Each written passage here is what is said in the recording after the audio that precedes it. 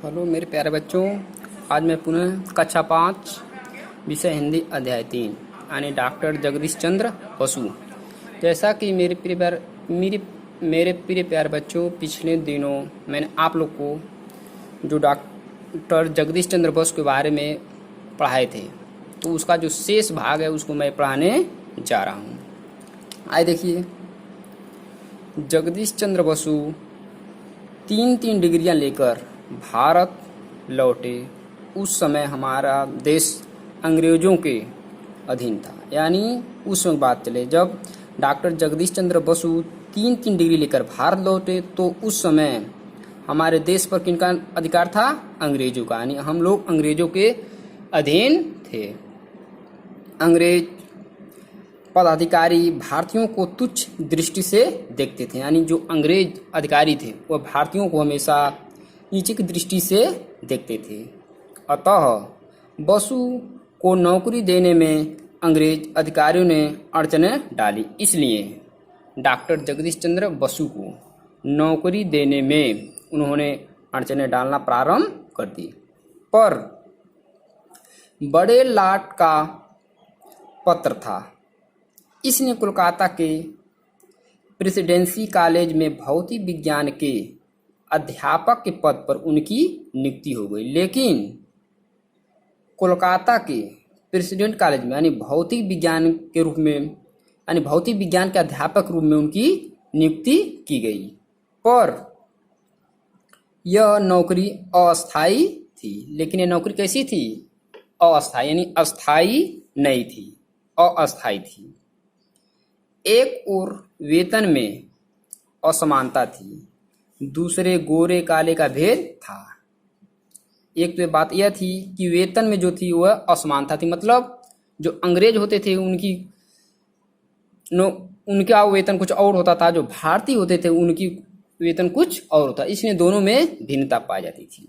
और दूसरे गोरे काले का भी भेद था। अंग्रेज शिक्षकों की तुलना में भारतीय शिक्षकों को 1/3 वेतन ही मिलता था। यानी अंग्रेज शिक्षकों की तुलना में यानी अध्यापकों की तुलना में भारतीय शिक्षकों को 1/3 वेतन ही मिलता था। मतलब बहुत ही कम वेतन मिलता था। किनके खिलाफ? उन लोग अंग्रेजों के खिलाफ, जो अंग्रेजों के खिलाफ। इससे जगदीश चंद्र बसु का स्वाभिमान जाग उठा। फिर यह राष्ट्रीय मान सम्मान का प्रश्न भी था। उन्होंने निर्णय लिया कि वे पढ़ाते रहेंगे। वेतन कम होने पर भी उन्होंने मान सम्मान के लिए उन्होंने अपना काम में यानी पढ़ाने के काम में वे लगे रहे। मगर वेतन नहीं लेंगे। मतलब वेतन नहीं मिलेगा तब भी वो क्या करेंगे? पढ़ाते रहेंगे। कौन? डॉक्टर जगदीश चंद्र बसु। 3 वर्षों तक वेतन नहीं लेकर जगदीश चंद्र अंग्रेज अधिकारियों का विरोध करते रहे। मतलब 3 वर्ष तक बिना वेतन के पढ़ाएं और अंग्रेजों का विरोध करते रहे। इससे उनकी आर्थिक स्थिति खराब हो गई। इससे धीरे धीरे उनकी आर्थिक स्थिति खराब होती गई।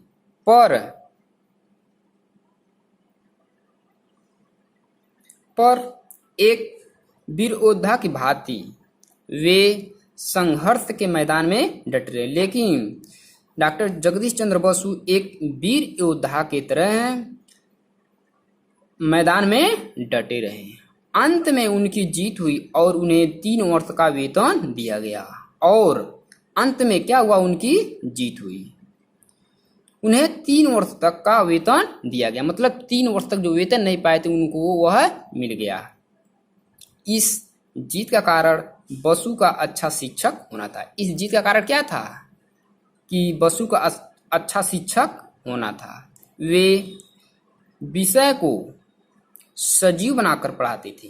उनके भाषण सुनकर छात्र मंद हो जाते थे। यानी विषय को सजीव बनाकर पढ़ाते थे। उनके भाषण सुनकर छात्र मंत्र मुग्ध हो जाते थे। अपनी 35वीं वर्षगांठ पर जगदीश चंद्र बसु ने एक पवित्र संकल्प लिया, यानी कितनी वर्ष पर? 35वीं वर्षगांठ पर जगदीश चंद्र बसु ने एक पवित्र संकल्प किया, मैं अपना सारा जीवन विज्ञान की सेवा में लगा दूंगा। उन्होंने बताया कि मैं अपना पूरा जीवन विज्ञान की सेवा में लगा दूंगा। वैज्ञानिक प्रयोग और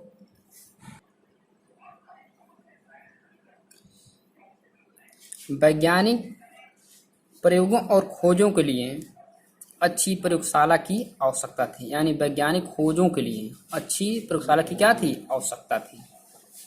कॉलेज की ओर से उन्हें कोई सुविधा प्राप्त नहीं था, यानी डॉक्टर जगदीश चंद्र बसु को कॉलेज के लिए या कॉलेजों के लिए उन्हें कोई सुविधा नहीं मिलता था।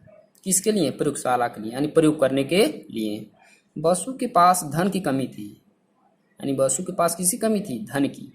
लेकिन खोज करने के लिए लालसा बड़ी थी, वे हार मानने वाले नहीं थे। लेकिन डॉक्टर जगदीश चंद्र बसु को खोज करने की लालसा थी, वे हार नहीं माने। जगदीश चंद्र बसु ने एक मिस्त्री को बुलाया।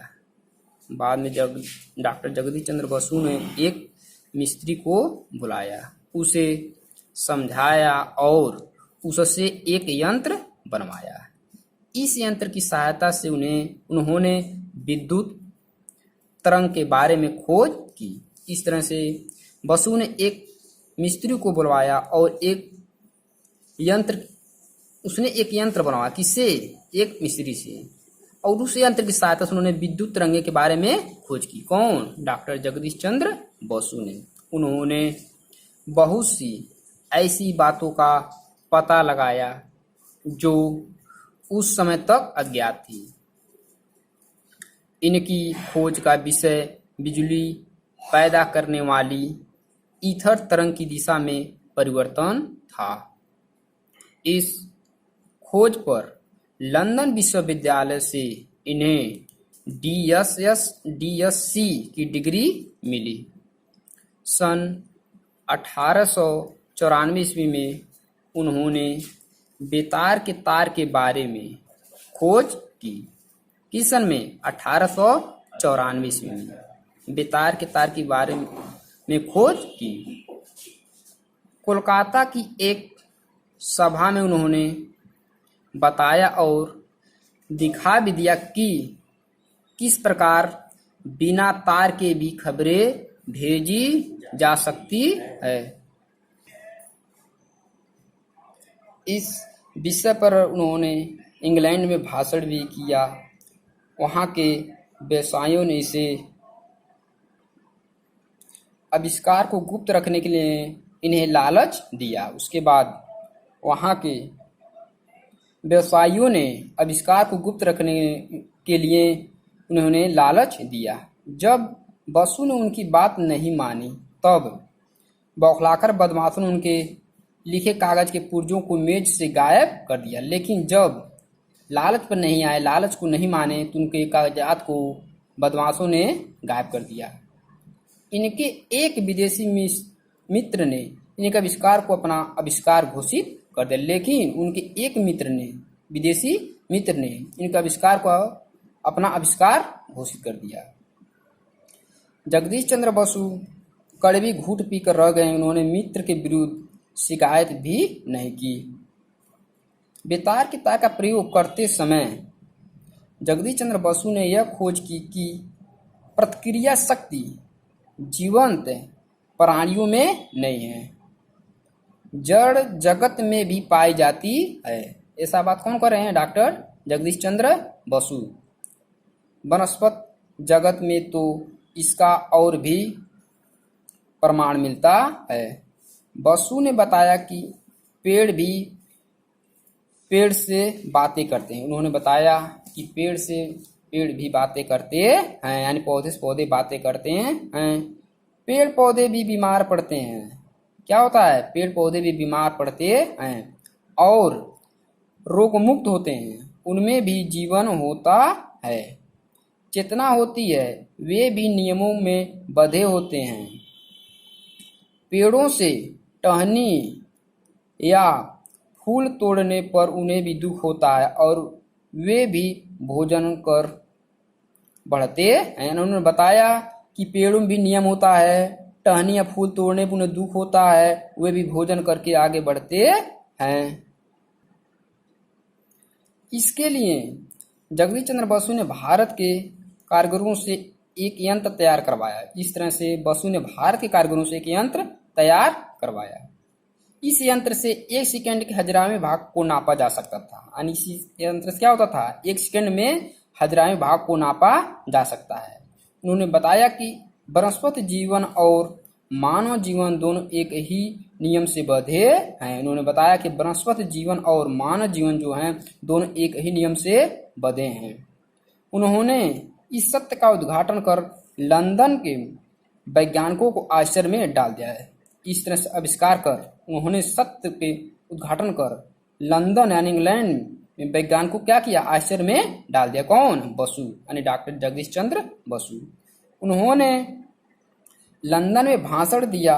उनके तुर्कों को कोई काट नहीं सका। वहां के लोगों ने उनसे इंग्लैंड में ही रहने का अनुरोध किया। बाद में वहां के रहने वाले यानी इंग्लैंड के रहने वाले लोगों ने अनुरोध किया कि आप यही रहें, परंतु बसु ने अपना देश न छोड़ने की बात कही। किंतु बसु ने अपना देश छोड़ने की बात नहीं की।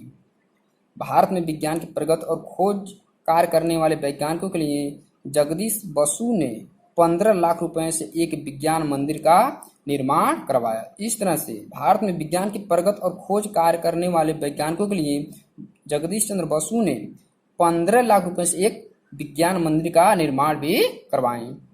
भारत के विकास में बसु की यह महान देन है। भारत के विकास में बसु की क्या है, एक महान देन है।